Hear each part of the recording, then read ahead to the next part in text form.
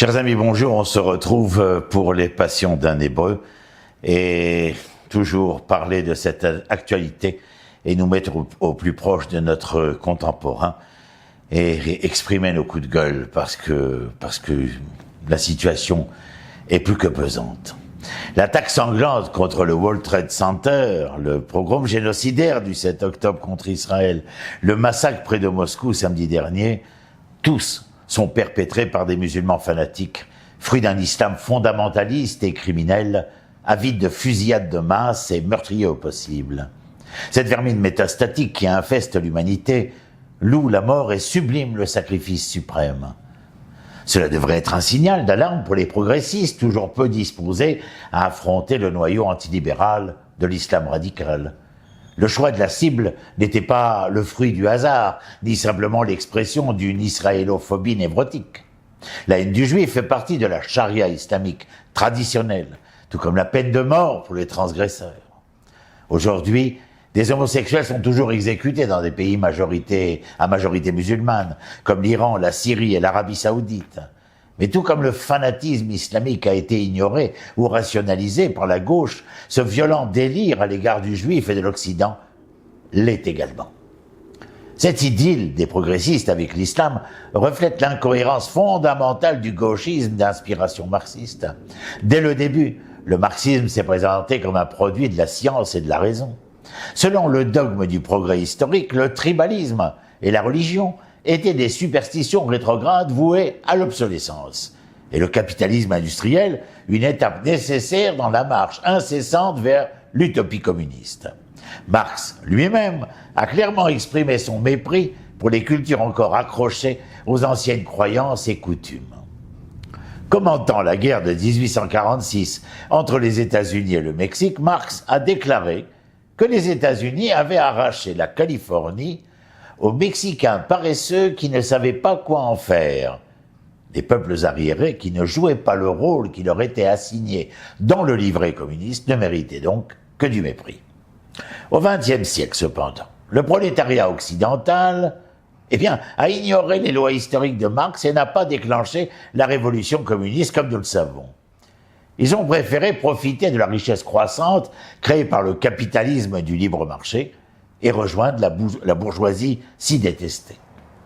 Les communistes se tournèrent alors vers le tiers-monde, où les mouvements anticoloniaux d'après-guerre promettaient la révolution mondiale que les travailleurs occidentaux avaient trahie.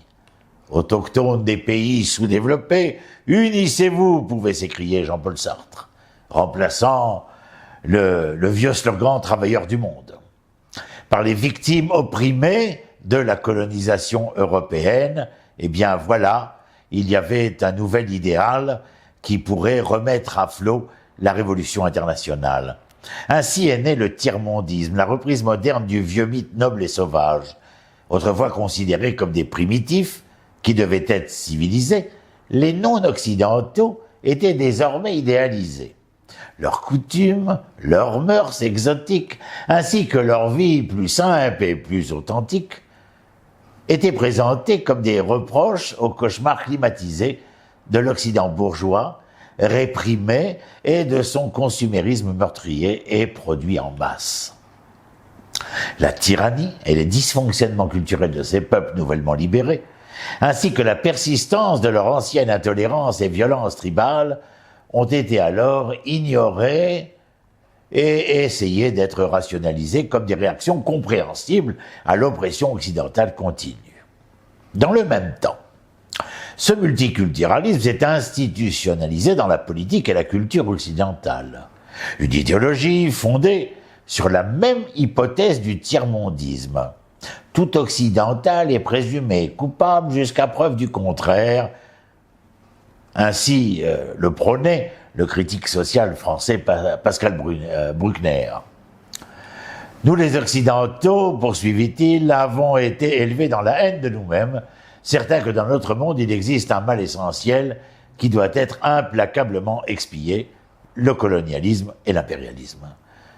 Cette haine de soi à la mode, bien sûr, n'a pas coûté cher car les Occidentaux ont continué à jouir des loisirs, de la richesse et des droits de l'homme créés par les idées occidentales qui manquaient ou détester les personnes qu'ils idéalisaient. Dans cette vision du monde erronée et réductrice, les peuples islamiques ont été regroupés avec les autres cultures non occidentales. Le conflit israélo-arabe a donné à cet idéalisme une signification géopolitique qui n'avait pas grand-chose à voir avec la religion. Les Arabes attaquant Israël ont été transformés en victimes du néocolonialisme et de l'occupation illégale par Israël, cette marionnette capitaliste. Comme le Viet Cong, le Front de libération algérien et la guérilla de Castro, eh bien ils étaient des combattants de la liberté luttant pour l'autodétermination nationale.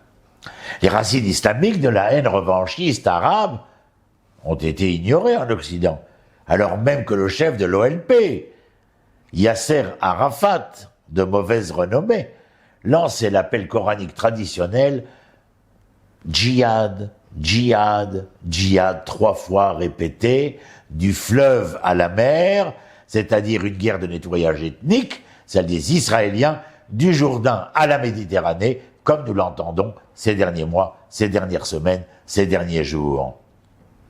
L'implication de l'Amérique dans la guerre froide, dans d'autres pays musulmans, a apparemment confirmé ce récit, faisant du peuple musulman une autre victime du tiers-monde, du mal occidental, et donc un objet d'admiration et d'idéalisation par les gauchistes et les progressistes. Les dimensions antilibérales, antimodernes et intolérantes de la charia ont été rejetées ou bien essayées d'être comprises. Le simple fait de mentionner de telles choses est devenu un signe de bigoterie occidentale contre cet autre opprimé, comme l'a soutenu le critique littéraire Édouard Saïd dans son orientalisme toujours influent. La persistance de ces idées parmi les libéraux et progressistes occidentaux est devenue immédiatement évidente au lendemain des attentats terroristes du 11 septembre. Les doctrines islamiques traditionnelles concernant le djihad contre les infidèles ont de suite été minimisées. La politique étrangère américaine, en particulier son soutien à Israël, est devenue une rationalisation privilégiée. La pauvreté, le manque d'opportunités économiques, voire l'accès restreint aux femmes ont également été invoqués pour expliquer les massacres. La violence et le fanatisme. Quelques courageux écrivains de gauche, très peu, comme en français Michel Onfray, Alain Finkielkraut ou Bernard-Henri Lévy, dans son dernier livre « La solitude d'Israël », ont souligné les contradictions entre l'idéologie de libération de gauche et les principes de soumission de l'islam traditionnel. Mais pour l'essentiel, les libéraux et les gauchistes s'en sont tenus au vieux récit du tiers-mondisme, selon lequel les victimes opprimées des crimes historiques occidentaux se déchaînent justement avec agressivité. La misogynie, la haine des homosexuels, l'obscurantisme religieux et l'intolérance envers les infidèles, tout cela a été oublié, ou bien, chez quelques-uns, on a même tenté de les expliquer. En effet, mes amis, le nouveau crime de pensée qu'est l'islamophobie est devenu une obsession de la bien-pensance universitaire et médiatique sous cette ère progressiste qui impose une analyse du terrorisme djihadiste selon laquelle cela n'a rien à voir avec l'islam. Plus récemment, en censurant les références à l'État islamique et à l'islam, le simple fait de citer avec précision des versets coraniques ou des passages des hadiths qui justifient la violence et l'intolérance est considéré comme un crime de haine. Les politiciens, les agences de sécurité et les militaires ont débarrassé leurs déclarations publiques et leurs supports de formation de toute référence au djihad violent et à l'islam. Les attaques perpétrées par des musulmans contre des occidentaux sont désormais vaguement qualifiées de terrorisme ou de haine, comme certains l'ont exprimé lors des différents massacres. En conséquence, l'islam, l'un de ces opiacés de Marx, autrefois méprisé comme faux, a été protégé de la critique et admiré comme la religion de la paix par nos gauchistes, progressistes, qui protestent contre la moindre expression du judéo-christianisme sur la place publique comme une violation de la loi, ce mythique mur de séparation entre l'Église et l'État, qui envers et contre tout n'existe pas dans les pays islamiques. Et pourtant, ils n'en disent rien. Les contradictions ne s'arrêtent pas là. Nous avons assisté au spectacle de féministes occidentales obsédées par les pronoms masculins, dénonçant les prétendus écarts salariaux, exagérant les agressions sexuelles sur les campus universitaires d'élite, alors même, et il faut le rappeler, que des millions de femmes musulmanes subissent des mutilations génitales, des crimes d'honneur, des mariages forcés, une éducation inadéquate et un retard de croissance sans aucune opportunité économique. Nous entendons des cris de protestation lorsque des fous menacent de brûler le Coran ou de dégrader les mosquées avec des graffitis, alors même que des chrétiens sont tués, torturés, réduits en esclavage et systématiquement nettoyés des terres que leurs ancêtres ont habitées pendant 7 siècles avant même l'existence de l'islam. La moindre insulte envers les homosexuels suscite de tonitruantes dénonciations d'homophobie, alors même que dans le monde musulman, les homosexuels, comme je le disais, sont exécutés conformément à la charia. La réticence de cette gauche à l'égard de l'islam, en plus d'être un rejet de ses principes les plus profonds, paralyse notre capacité à engager et à détruire l'ennemi djihadiste. Cette réticence à lier le terrorisme à l'islam cause de réels dégâts, véritablement. Vous ne pouvez pas combattre efficacement quelque chose si vous ne pouvez pas le nommer et en discuter. Les djihadistes nous expliquent sans équivoque pourquoi ils veulent nous détruire. Nous sommes des infidèles décadents dont la simple existence menace les fidèles musulmans. Et d'ailleurs, ils martèlent ce message depuis les années 1920, lorsque les frères musulmans ont été créés pour appeler les fidèles à s'éloigner de la modernité et à revenir à la pureté des premiers siècles de l'islam. Et les récents attaquants, meurtriers, violeurs, éventreurs, décapiteurs ont envoyé le même message en associant leurs crimes à l'islam et à la revendication que Dieu est grand, Allahu Akbar. Peut-être qu'après d'un siècle, peut-être qu'après près d'un siècle passé à envoyer cet avertissement par des paroles et des actes sanglants, probants, nous devrions, nous, commencer à en tenir compte.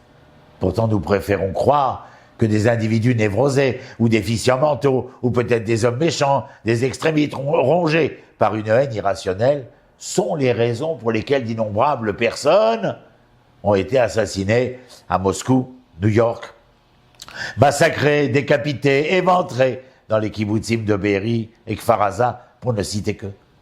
Que la gauche soit si aveugle aux croyances d'une foi qui déteste tout ce qu'elle représente n'est qu'un autre signe de la faillite morale, intellectuelle de cette idéologie d'une gauche totalement, fondamentalement fourvoyée. Voilà, c'était mon coup de gueule. Je continue de prier, et vous aussi, pour le rétablissement de nos blessés, le retour de tous nos kidnappés, hommes, femmes et enfants à Gaza. Et surtout, nous espérons un meilleur devenir.